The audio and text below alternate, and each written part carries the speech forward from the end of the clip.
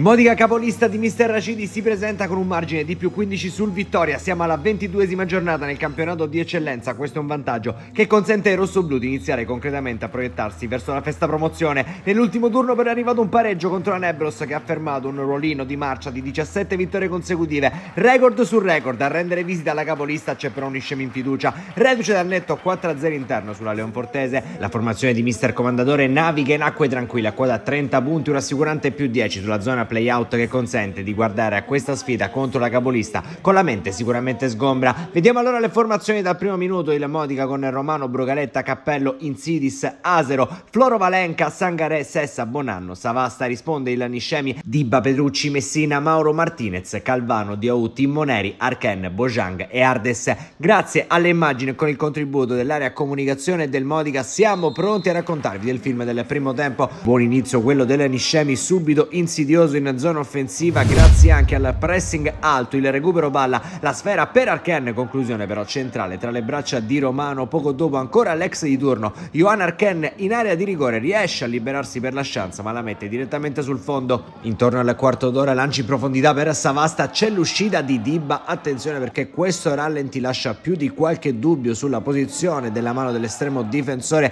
in questo intervento. Il direttore di gara però e l'assistente lasciano proseguire. Al 23esimo c'è un calcio di punizione per il Modica, va Bonanno che impegna così Dibba che sventa in calcio d'angolo sul ribaltamento di fronte. Siamo al 24esimo, ancora Arken si rinnova la sfida con Romano, gran conclusione quella di Arken, gran girata altrettanto grande la parata di Romano che la va a deviare sul palo. Una sfida nella sfida quella Romano-Arken, ancora il pallone che dopo un paio di carambole termina sul secondo palo. Arken molto bravo a sterzare, il portiere risponde e dice di no in corner. Nonostante le tante occasioni è 0-0 a fine primo tempo tra Modica e Niscemi. Inizia la ripresa al 14esimo, la girata di Savasta viene deviata dal compagno Bonanno sul fondo, in verticale il Niscemi, Arken in aria la controlla, poi scivola malamente, la tocca con la mano, fischio del direttore di gara, si perde un nulla di fatto questa occasione per gli ospiti. Minuto 78, c'è un calcio d'angolo per il Modica, c'è Floro Valenca, la sua traiettoria è velenosissima e arriva sotto porta la deviazione vincente di Torres che sblocca il risultato a 12 dalla fine. Modica avanti sul Niscemi dopo tante occasioni nel primo tempo firmate Arken sventate da Romano. Alla fine la formazione di Racidi riesce a trovare l'episodio giusto ma dura pochissimo questo vantaggio. Il calcio d'angolo del Niscemi è quello vincente, Petrucci